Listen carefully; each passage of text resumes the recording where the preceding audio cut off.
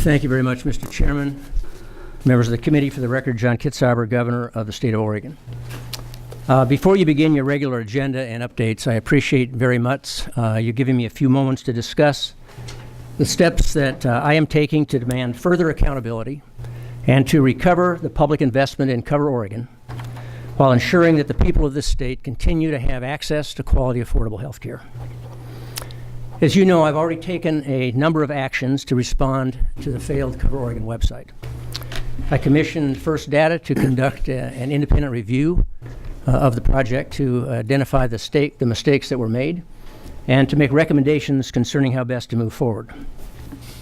I have followed through on all of those recommendations. I have held accountable those within the Oregon Health Authority and those in Cover Oregon whose decisions contributed to the failure to deliver a website that worked. Nonetheless, we have exceeded our enrollment targets. We have restructured the organization of Cover Oregon and reduced its costs by $3 million a month, and we're making good progress moving away from the failed technology towards the federal website. But we have unfinished business.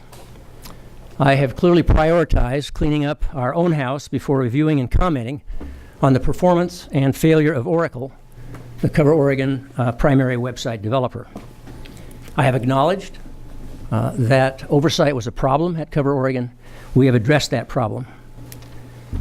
But even better oversight would only have given us an earlier and clearer picture of the poor performance of Oracle. The fact is that Oracle did not deliver for the state of Oregon. The poor quality of work is obvious in the many bugs in the system that still remain to be fixed, in the missed deadlines, in the fundamental flaws in the system's architecture, and in the independent assessments and quality assurance reports that concluded that the work was regularly incomplete, routinely late, and below industry standards. From the First Data independent assessment, to the Maximus quality control assessments, to the CMS technical assistance report earlier this spring, all reviews detail a pattern of underperformance, missed deadlines, and poor project management. Most troubling of all are those allegations that point to Oracle's lack of respect for this state and the people of this state. One of the reviewers' reports ends by calling into question, quote, their commitment to resolve technical problems during such a critical period of time. Oracle's failure is unacceptable to Oregonians who need and deserve access to quality health care and who have been faced with months of uncertainty and confusion and delays. And it is unacceptable to me in my commitment and responsibilities to this state. You know, from the time that I started practicing emergency medicine in Roseburg in 1974, improving the health and lives of Oregonians has been my single overarching professional and policy goal. And yet the success, despite the tremendous success our coordinated care organizations have had in reducing costs and improving health outcomes, despite the successful efforts we've had in enrolling many more Oregonians, eligible Oregonians, through the expansion of Medicaid, the failed rollout of Cover Oregon has cast a shadow on these reform efforts, the success of which are absolutely crucial to the future of this state. So the time has come to hold Oracle accountable for failing to deliver technology that worked on the timelines that they agreed to. Therefore, today, I have asked Oregon Attorney General Ellen Rosenblum to immediately initiate legal action against Oracle for payments and damages. I have written to the Inspector General of the United States Department of Health and Human Services, Daniel Levinson, urging him to also evaluate the work performed by Oracle and to consider his full range of legal options. I believe that the federal government has a similar, although distinct, interest in holding Oracle accountable. And finally, I've written to our U.S. Senators, Ron Wyden and Jeff Merkley, requesting that they use their oversight authority to help investigate and to recoup taxpayer dollars that have been received by Oracle. And as the chairman of the Senate Finance Committee, which has jurisdiction over the Affordable Care Act, Senator Wyden is in a key position to help examine the performance and accountability of this company. So the state and federal government can and should work together to recoup lost taxpayer dollars. Finally, we are cooperating fully with the investigation being led by the U.S. Department of Justice in the hope that its findings will help contribute to the success of legal action against Oracle. Now, let me be clear. I believe that the law is on our side, and I believe that justice is on our side. But I also recognize that Oracle is a very large company, the second largest software company in the world, and I expect that they will fight us tooth and nail. But I will not allow that to stop us from recouping dollars that were sent to Oracle for technology that did not work and technology that was not delivered on time. I am confident, Mr. Chairman, members of the committee, that with the actions we have taken and with the actions we are taking today, and with the help of the thousands of Oregonians who are working every day to transform the delivery of health care in this state, that we will be successful. From healthcare providers to hospital administrators, to Republican and Democratic lawmakers, to agents and community partners, to small business owners, to the state workers who are working on this every single day, we are moving to make this system work. And we will be successful. We will be successful in bettering the lives of Oregonians through better health care, and at a lower cost. I don't expect that this will be easy, and I don't suggest that we won't have additional challenges as we move along. But what I am saying is that Oregon will remain a place where we take our problems head on and that we come together to solve them. Thank you. Thank you, Governor. The normal process here is that we actually have two other members here today that are actually not members of the committee. And the normal process is if they request, they will be at the dais. If there are questions, I will actually follow the normal process also, which is to go to committee members first and then go to other members if there are additional questions. Are there any questions from committee members? Yes. Representative. Okay, thank you, Mr. Chair. Thank you, Governor, for being here today and for the assertive role that you're taking in this latest endeavor. Borrowing some language from what paraphrasing here from what you just said, it's important that we continue to assure Oregonians have access to health care, and the law and justice are on our side in going forward in this manner. However, time is not on our side.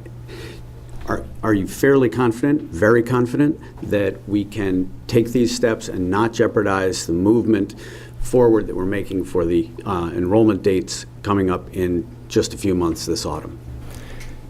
Mr. Chairman, Representative Harker, yes, I do, which has something to do with the timing of this. As you know, we made a command decision last fall not to move to different technology because we would have lost the bulk of the open enrollment period. So we were dependent to some extent on Oracle technology, which we used along with our manual process to enroll far more Oregonians than we actually expected to enroll, even with a fully functional website. We have now concluded our business with Oracle. The final contract has been signed. I think it ends on June 15th. And we have, as I said, done what we needed to do to hold accountable ourselves, the Health Authority, and Cover Oregon. Now it's time to hold accountable the primary website developer that delivered us a technology that did not, in fact, work. Okay. Senator Olson. Thank you, Governor. I appreciate you being here today.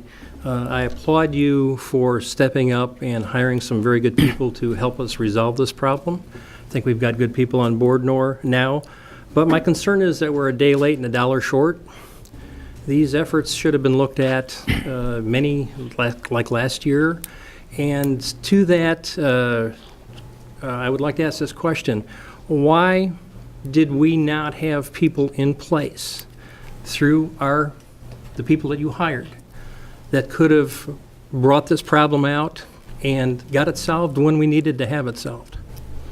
Mr. Chairman, Senator Olson, good question. And the fact is that the information that I was receiving, which was the same information the legislature was receiving, which was the same information that the Board of Cover Oregon was receiving and that CMS was receiving, notwithstanding concerns that were raised along the way, we were repeatedly assured that this project was going to be launched on time.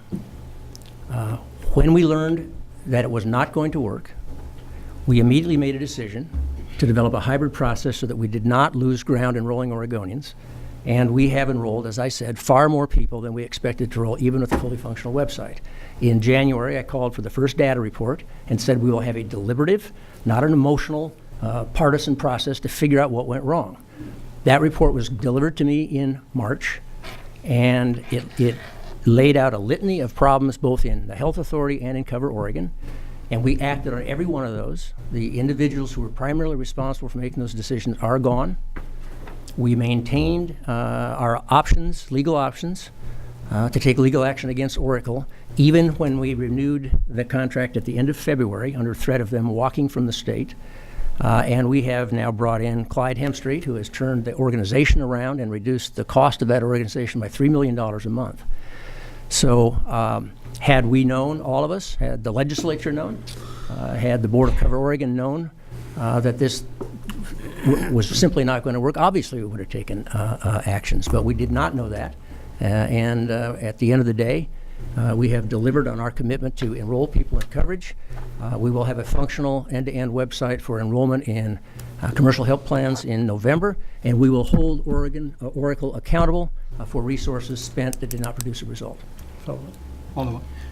Once again, thank you for that nice answer, Mr. Governor. The question I have now is, it's going to be very expensive to litigate this issue. Do we have a clause in our contract that if we win the litigation, we get paid? Or are we going to, the Oregon taxpayer is going to foot the bill for this litigation? So the decision to actually litigate rests with the Attorney General, not with me, but should, for example, the Attorney General choose to pursue action under a False Claims Act, we would recover attorney fees, we would recover the money we go after, and we could receive damages, I think, twice that amount. Thank you. Any additional questions from the committee? Any questions? Representative Richardson had asked first, and then Representative Greenland. Thank you. Thank you, Mr. Co-Chair and Mr. Governor. You have placed the blame squarely on the back of Oracle, and yet it's our understanding that Oracle had a times and material contract, not an outcomes-based contract, and that the state had failed to hire a systems integrator to oversee the project, but decided that the state had the capacity to do it itself. How is it that you feel that Oracle is going to be held responsible when they can prove what hours they worked and what materials they provided, and they're only on a times and material? Mr. Chairman, Representative Richardson, there's no question that the combination of a failure to hire a system integrator and using time and materials contracts created the perfect storm on the state side that created this problem. But no one can convince me that Oracle, with a straight face, can say, oh, we didn't know you hired us to produce a functional website. We're just taking money and doing stuff that you tell us to do. But you know something? We really didn't know you wanted a workable website. You don't get to be the second largest software company in the world with that attitude. Yes, the state has culpability, and we have addressed that. But you know, Oracle has culpability as well. They have delivered a product that didn't work, still has 2,000 bugs, and has cost the taxpayers millions of dollars, tens of millions, hundreds of millions, and we are going to get it back. Follow-up question? Follow up, and then to Representative Greenland. Thank you. You've indicated that we're going to be continuing, and we've gotten reports saying that Cover Oregon is going to continue in business even though we're transitioning to a federal exchange. And the director of Cover Oregon has indicated that we're going to spend or consume the remainder of the federal grant money, which is somewhere near $50 million, and that we're going to continue Cover Oregon going forward, even though we are going to end up with a federal exchange and they're going to do eligibility and customer service. Why would we not shut down Cover Oregon at this time instead of continuing to keep it going when it's no longer accomplishing the purpose that it was established? Mr. Chairman, Representative Richardson, I think that's a very good and timely question. I'm glad to answer it. Cover Oregon is a means to an end, right? So the process we're in right now is shaping up the organization, and as I said, we've made tremendous progress on that. Hiring an executive director to make sure that we have a functional method to enroll people in commercial plans by November, which will be the federal exchange, that the state retains control of the insurance market. That is, that we are able to set the quality standards to decide which plans are offered on the exchange, because that is a key element of transitioning the CCO model, which is growing at 3.4% a year, to the commercial market. If an average business in Oregon could have their healthcare costs grow at 3.4% a year, Oregon would have a huge competitive advantage just all by itself. Once that's done, then the question is, how do we maintain control of the market, and how do we have the capacity to enroll people and re-enroll people in Medicaid? My belief is that the decision on the future of Cover Oregon has not yet been made, that it is form follows function. If we can accomplish those functions, enrollment in the commercial market, handling the Medicaid side, and controlling the insurance market without Cover Oregon, if it's easier to do that in a different agency, if it's easier to do that in the insurance division, I'm fine with that. If it is clear that the only way to do it and the best way to do it and the most effective and cheapest way is Cover Oregon, I would support that. But it is a means to an end. The objective, and I will conclude with this, the objective is to make sure that Oregonians have an effective way to enroll in commercial products in a market that's competitive and transparent, that we can take the expanded Medicaid population and re-enroll them on a regular basis through that technology, and that the state retains the ability to control the insurance market so we can move our larger healthcare transformation throughout the state. Mr. Chair, there is such an important issue. There's one final question.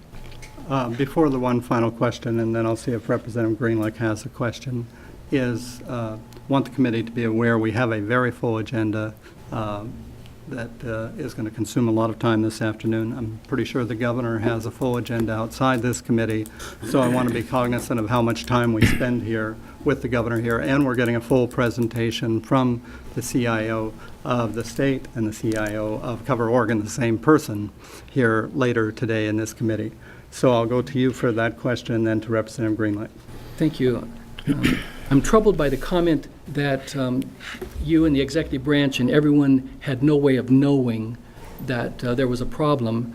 And so my question is, isn't it a fact that I personally, as co-chair of Ways and Means, presented to you written warning of the quality assurance reports that were indicating that this project was in jeopardy more than a year before the actual launch date, and that you took no action to pay attention to the monthly reports from the quality assurance team, which repeatedly every month was saying that the project was in jeopardy? Mr. Chairman, Representative Richardson, that is correct. You did contact me, and there was at least one email exchange in which you sent me a follow-up email thanking me for looking into it and felt your concerns had been addressed.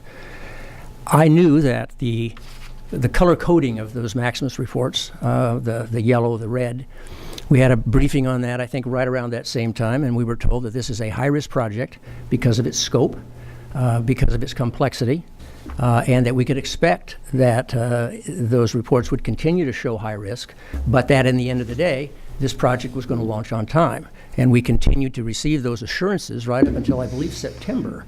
And those assurances, as I mentioned, were provided to the Legislative Oversight Committee. They were provided to the Ways and Means Committee. They were provided to the Board of Cover Oregon, to the Executive Branch, and to the federal government. Representative Greenlight. Thank you, Mr. Chair, and thank you for inviting us. I appreciate that. Mr. Governor, thank you for being here. I read the first data and the other reports very carefully, and it struck me, my impression was that Oracle's performance met the definition of criminal fraud.